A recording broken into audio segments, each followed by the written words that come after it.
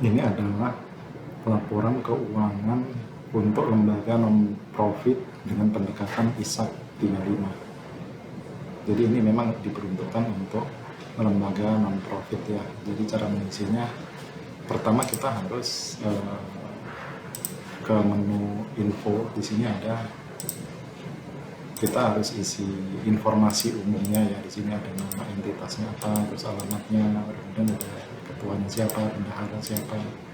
Nah, yang penting adalah periode awalnya. Periode awalnya kapan, periode akhir bukunya kapan. Nah, ini wajib ya, karena kita nanti akan menghitungnya berdasarkan range tanggal ini, hitung laporannya. Nah, setelah kita isi ini, informasi entitas kita kemudian bisa, cara inputnya sebenarnya sangat sederhana ya. Kita kelompokkan menjadi hanya ada 4 step yang harus kita lakukan. Pertama adalah input program kerja, terus kemudian kas masuk dan kas keluar. Setelah kita input 3 step ini, laporan akan otomatis. Jadi sekarang kita coba satu-satu yang ada dari program kerja. Jadi non-profit itu umumnya mempunyai satu program kerja, tergantung dari apa dia bergeraknya, dalam bidang apa, apakah dia sosial, apakah keagamaan, atau apakah dia yayasan misalnya. Nah, dalam contoh ini digunakan untuk bendahara RT ya. Jadi dalam bendahara itu biasanya mencatat ada pengelolaan sampah, keamanan, terus kemudian kesehatan masyarakat, terus kemudian ada misalnya saja ada program betonisasi, ada program pengadaan ambulan. Nah, ini sebenarnya hanya diisi apa saja yang, kegiatan apa saja yang akan kita kerjakan di dalam entitas kita itu. Ini isinya bisa banyak dan disesuaikan dengan apa jenis usaha kita atau jenis bidang kerja kita. Jadi isinya juga cukup sederhana. Kita hanya nama programnya apa, terus penanggung jawabnya siapa, terus keterangannya opsional. Nah, ini nanti yang akan kita monitor. Jadi berapa untuk masing-masing program kerja itu kita bisa monitor nanti berapa pemasukannya, dari mana masuknya, kemudian biaya yang dikeluarkannya apa saja, kemudian ada lebih atau kurangnya berapa. Nanti kita bisa monitor per program kerja ini. Jadi pertama kita harus set up seperti ini. Nah, setelah kita set up, kemudian kita baru input kas masuk. Jadi karena sumber dana semua entitas non-profit itu kan pasti berasal masuk ke rekening kas ya. Kas itu bisa kas atau bank. Jadi ini sheetnya diinput di sini kalau ada kas masuk. Jadi diinput itu nomor urut saja, kemudian ada tanggal, terus kemudian ada program kerja yang tadi, terus kemudian ada nomor dokumennya. Ini nomor dokumen di atas nomor kwitansi biasanya. Terus ini terima dari siapa, referensi ini diisi periode ya, periodenya periode kapan. Nah, rekening kas itu masuknya ke kas mana nih? Karena ini kas masuk, ini masuk ke kas mana? Karena rekening kas kita itu mungkin bisa lebih dari satu. Ada kas, ada bank, dan banknya pun juga ada banyak mungkin ya. Terus kemudian kode transaksi ini adalah sesuai dengan cap akun kita. Cap akunnya apa? Kelompok biayanya apa? Atau kelompok operasionalnya apa? Atau kelompok penerimanya apa? Seperti itu. Terus ini adalah nilai rupiah yang kita terima, keterangan tambahan.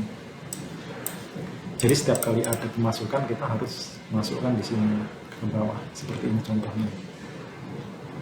Nah, setelah kita input kas masuk, kemudian kita input kas keluar, itu juga sama. Itu kita input tanggal, kemudian program kerjanya apa.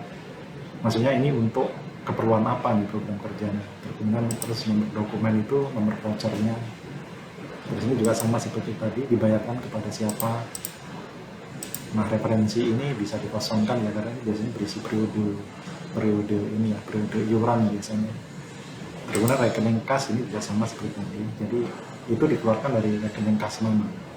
Seperti yang kita bilang tadi, kalau kas itu mungkin bisa ada kas, bisa ada bank, banknya itu juga dari BNI, Mandiri, bisa saja ya, tergantung kas yang kita punya. Nah ini juga kategori biayanya apa, kode transaksinya, bisa gaji, bisa listrik, bisa biaya lainnya.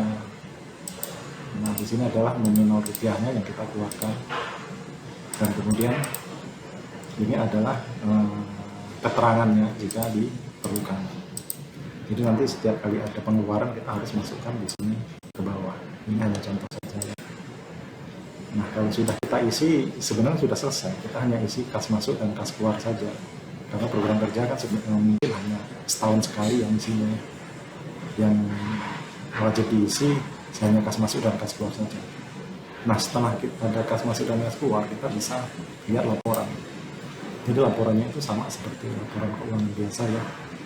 Di sini ada neraca, ada rugi laba. Nah di sini yang perlu kita perhatikan,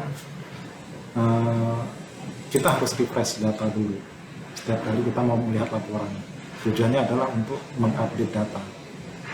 Jadi ketika kita belum refresh, data-data yang kita input tadi belum masuk ke sini. Itu terjadi jika ada penambahan atau pengurangan biaya ya. Jadi kita harus selalu refresh di sini.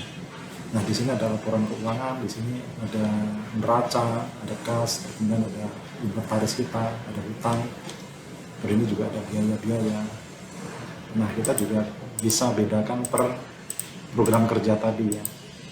Ada yang keamanan berapa, pengelolaan sampah berapa, program organisasi berapa, nanti kita bisa lihat ke bawah seperti ini. Nah kemudian kita juga bisa lihat daftar iuran anggota di sini. Ini anggota 1. Ini nama anggota, ini contoh saja ya. Nanti kita bisa setup. Ini iurannya berapa, Januari berapa, Februari berapa, Maret berapa, nanti kita bisa sesuaikan. Nah ini kalau kita mau lihat iuran anggota per bulan. Dan juga satu lagi, ini ada laporan, ini biasanya untuk dicetak ya. Biasanya ada beberapa entitas itu yang perlu untuk dicetak.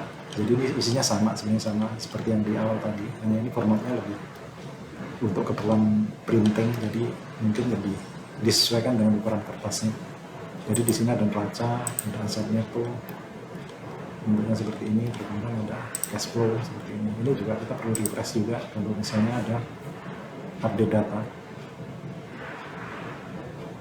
Nah hanya itu saja sebenarnya ini poin-poin yang perlu kita laporkan. Nah terus kemudian ada sedikit tambahan. Jadi sebelum kita mulai itu kita harus setup dulu di sini. Pertama adalah setup chart of account. Ini adalah kode-kode, ini sebenarnya standar ya, namun kita bisa rubah ya. Ini kita bisa sesuaikan dengan chart of account yang kita punya. Misalnya gaji, THR, tunjangan itu kita bisa rubah-rubah. Terus kemudian juga daftar rekanan. Daftar rekanan itu adalah daftar-daftar bisa anggota, bisa ini daftarkan ada donatur, siapa saja yang berhubungan dengan kita, baik itu donatur, karyawan atau yang menerima sumbangan, bisa kita masukkan ke sini database-nya.